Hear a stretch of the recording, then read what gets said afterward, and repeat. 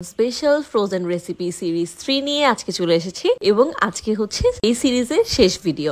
আজকে তৈরি করে দেখাবো আপনাদেরকে মালাই চিজি কাটলেট।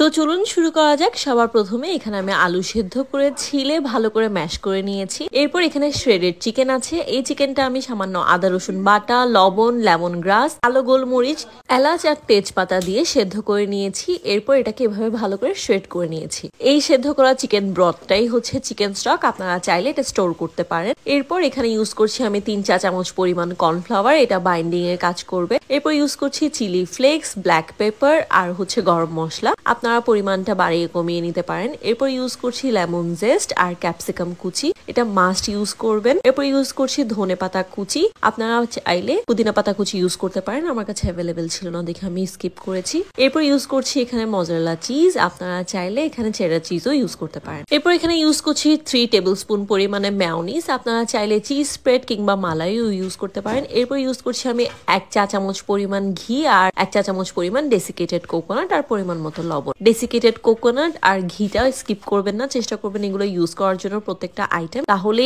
এই মালাই কাটলেটটা অনেক বেশি মজা হয়, অনেক বেশি চিজি হয়। এবার সবকিছু ভালো করে আমি হাত দিয়ে মাখিয়ে নিচ্ছি। লবণটা দেওয়ার সময় একটু বুঝে দিবেন, চিজ সল্টি থাকে তাই একটু বুঝে দিবেন। এরপর সবকিছু ভালো করে হাত দিয়ে মাখিয়ে নেওয়ার পর এবার আমি এগুলোকে শেপ দিয়ে নিব। আপনারা যে কোনো শেপে এটা বানিয়ে নিতে পারেন, যে কোনো মোল্ডের সাহায্যে বানিয়ে নিতে পারেন, রাউন্ড করে নিতে পারেন, যে কোনো রকম করে আপনারা আপনাদের মন মতো করে নিতে পারেন। এটা যেহেতু কাটলেট শেপ তাই আমি হচ্ছে একটু ওভাল শেপে করে নিচ্ছি, বেশি বড় করছি না, আমি মিডিয়াম রাখছি, ওভাল শেপে করে নিচ্ছি। কাটলেটের সাথে আমার অনেক মেমোরিজ আছে। ছোটবেলায় যখন আমি ক্লাস 1, 2, 3 তে ছিলাম তখন আম্মু আমাকে চিকেন কাটলেট, পটেটো কাটলেট বানিয়ে স্কুলের টিফিনে দিত, তাই কাটলেট জিনিসটা আমার খুবই পছন্দ। আমার কিন্ডারগার্টেন লাইফটা ঢাকায় কাটানো হয়, যেহেতু আমাদের সবকিছু চিটাগংয়ে, আমাদের বন্ধে প্রায় সময় চিটাগংয়ে আসা হতো। তো যখন আমরা ট্রেন জার্নি করতাম ওখানে কাটলেট সেল করতো ব্রেড ক্রামে কোটেড, ওই কাটলেট গুলো আমার খুবই পছন্দ ছিল।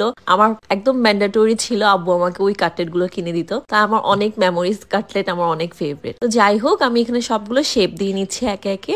এটা অ্যাজ ইউজুয়াল পটেটো কাটলেট বা চিকেন কাটলেট থেকে একটু ডিফারেন্ট। এটা যখন আপনি গরম গরম ভাজার পরে মুখে বাইট নেবেন, একদম মালাই একটা টেক্সচার আসবে, ক্রিমি চিজি একটা ভাব আসে। এটা এই জন্যই অনেক বেশি মজার, একটা সুন্দর লেমন জেস্টের ফ্লেভার আসে। আপনারা মাস্ট ট্রাই করে দেখবেন, আপনাদের অনেক ভালো লাগবে। আর আপনারা এভাবে ফ্রোজেন করে পুরো রমজান মাস জুড়ে এটাকে স্টোর করে রাখতে পারবেন। ইফতারের আগে গরম গরম ফ্রাই করে এনজয় করতে পারবেন। ইভেন আপনারা গেস্টদেরকেও এটা সার্ভ করতে পারবেন। এই তো আমার সবগুলো কাটলেটস শেপ দেওয়া শেষ। এখন আমি এগুলোকে কোট করব। কোটিং এর জন্য সবার প্রথমে এখানে আমি একটা ডিম ফেটিয়ে নিয়েছি, সামান্য লবণ ইউজ করেছি। এরপর এখানে আছে ময়দা, এটা ডাস্টের জন্য কাজে দিবে। এরপর এখানে ইউজ করব ব্রেড ক্রাম। ব্রেড ক্রামে আজকে আমি একটা ইনগ্রেডিয়েন্ট ইউজ করবো, এটা মাস্ট ইউজ করে দেখবেন, এটা ম্যাজিকের মতো কাজ করবে, ট্রাস্ট মি অন ইট। এখানে ইউজ করছি আমি 1 চা চামচ পরিমাণ desiccated coconut. Just try it, শুনতে উইয়ার্ড লাগলেও অনেক বেশি মজা। You guys will thank me later for this combination. যাই হোক, এবার আমি আমার কাটলেট গুলো ময়দায় ডিপ করে এক্সেস ময়দাটা আমি ডাস্ট করে নিব।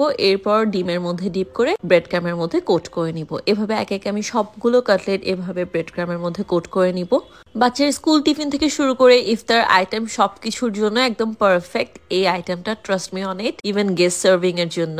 এই তো কোট করা শেষ। এবার আমি এটা ফ্রিজে রেখে দিব 2 ঘন্টার জন্য। যখন একটু হার্ড হয়ে আসবে আপনারা জিপলক ব্যাগে কিংবা এয়ারটাইট বক্সে করে এগুলোকে স্টোর করে রাখতে পারবেন পুরো রমজান মাস জুড়ে। এই তো শেষ আমার Ramadan special frozen recipe series. আমার এই রেসিপি সিরিজ গুলোকে এত এত ভালোবাসা দেওয়ার জন্য থ্যাংক ইউ সো মাচ। আশা করি আজকে ভিডিও আপনাদের ভালো লাগবে। সবাই রমজানে আপনাদের দোয়ায় আমাকেও শামিল করবেন। Thank you for watching.